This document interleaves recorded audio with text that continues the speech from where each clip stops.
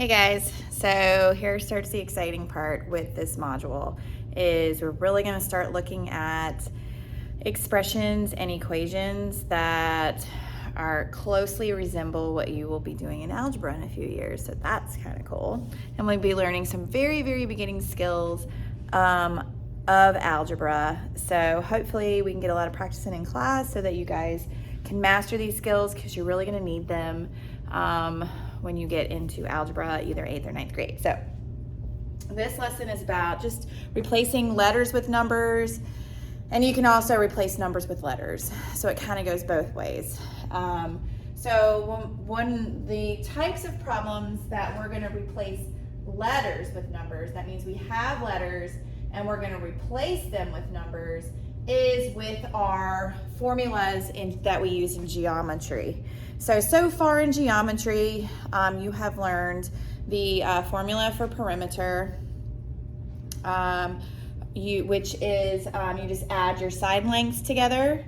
So it's length plus width, or you just add your side lengths together. Or you can do 2 times the length plus 2 times the width, and you get the same answer. So if you're given a figure and it gives you the lengths, all of the lengths, you can put them together to find the perimeter. So you always start with the formula. P equals 2L plus 2W. And then you replace your letters with the numbers you have. So if my 3 is my L and my 2 is my W, you just replace the L with the 3 and the W with the 2, and then work your math and get your answer. So when I replace my L with my 3, it becomes 2 times 3, which is 6. When I replace my W with 2, it becomes 2 times 2, which is 4. And then what's left over is addition. So then you just, once you plug in your numbers, you replace your letters with the numbers, you just follow your order of operations. So then we have area. So the formula for area is length times width.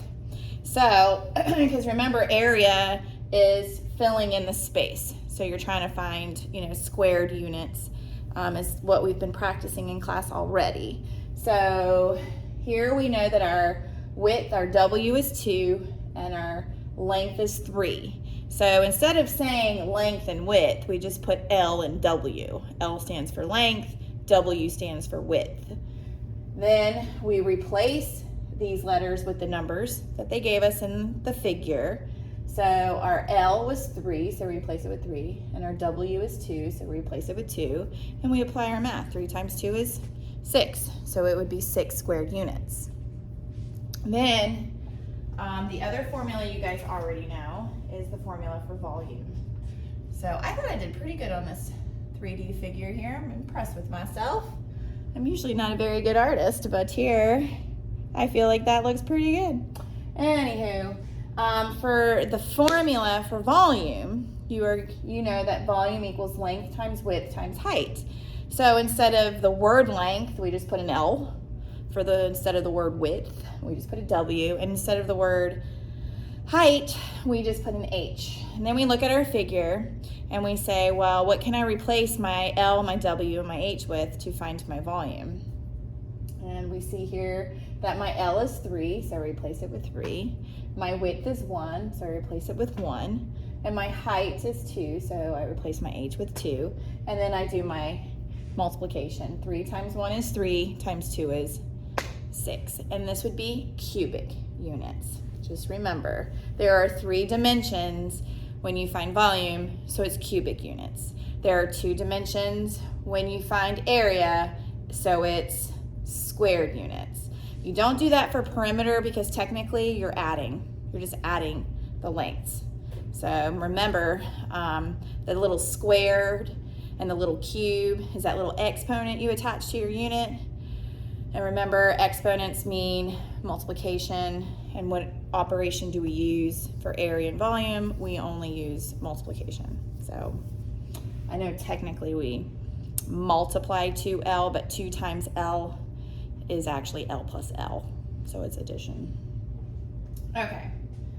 Anywho, then another thing that you have to be familiar with when replacing letters with numbers or numbers with letters are your different properties. And we have been working on these all year, and you started learning these properties way back in 3rd grade. So this should be a review for a lot of you, but I'm not gonna write out the words for the meaning of these properties. I'm just gonna put examples up here. So the first property, we have the identity property. There's one for addition and one for multiplication. Basically, that means for addition, that if you add 0 to any value, it doesn't change its value. It remains the same. And then for multiplication, if you multiply any number by 1, it doesn't change its value either. So you have the identity property of addition and identity property of multiplication. So here I have g plus 0 equals g, and g times 1 equals g. Then you have the commutative property. And what this property means is kind of like when people communicate with each other, you communicate back and forth. So it's just, you talk to me, I talk to you kind of thing. Communicate, commutative. So what this means for both addition and multiplication, in an addition problem, and this is just for addition, it doesn't apply to the inverse, okay? Because with the inverses of addition and multiplication, order matters. You have to solve them left to right. You can't switch them around. That's the way subtraction and division works. If you flip the order, you get the wrong answer. But with addition and multiplication, when you're adding things together, the order doesn't matter. So that's what commutative property tells you, that 3 plus 4 is the same as 4 plus 3. And with multiplication, 3 times 4 is the same as 4 times 3. So when you're putting things together, doesn't matter what order you put them together in. So if you're adding a bunch of things, you can add them in whatever order. And if you're multiplying a bunch of things, you can put them in whatever order. Now, if it's both multiplication and addition, you have to do the multiplication first. Now with subtraction and division, the order does matter because you're taking things apart. And it does matter what order you take them apart in, okay? Then we have the associative property and we have the distributive property. Let me fix this. This is kind of crooked. So the associative property is your grouping property because you associate with people in groups. It's your social groups. So that's a way to remember that the associative property is the grouping property.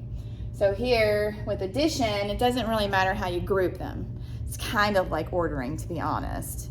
But we see these parentheses and it means grouping. And a lot of times you will, if you've got a list of a bunch of numbers you have to add, you can reorder them and group them in ways to make your addition easier. Typically I group things that will equal my 10s or my 5s because it's really easy for me to add those quickly. And then I'll throw in my, other numbers. And the same thing for multiplication. It doesn't matter how you order them or group them together if there's nothing but multiplication. And typically if you are multiplying a bunch of numbers, you will pull out the ones that are easy to multiply and then apply the ones that are a little more challenging or require a little more thinking.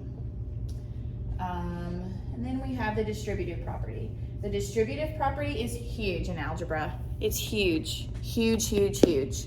So with the distributive property, typically you have a number, a multiplier, a factor on the outside, and you are adding two different things on the inside. Sometimes you're multiplying them, sometimes you're dividing them, sometimes you're subtracting them.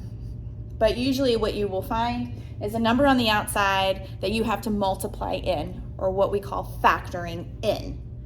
So you're multiplying the number on the outside and distributing it to each part on the inside of the parentheses. It's called factoring in. And so what you do is you factor in the first two with the first number inside your parentheses, 2 times 3, and then you factor in the second one, 2 times 4, and you look at that operation that was between them, and that's what you put between when you distribute them. Hope that makes sense. So distribute, parentheses, distribute, parentheses. Whatever sign's in the middle, put it in the middle. So that'll help you keep track. We can also undistribute it. So that'll be a big skill as well.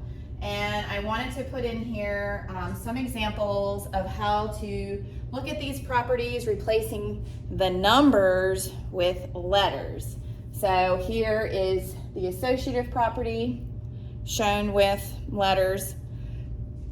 And here is the distributive property shown with letters. So here we grouped the H and the A and kept the G on the outs, adding in. And then here we have the G and the H combined, and we left the A on the outs to add in later. And then here we've distributed the A.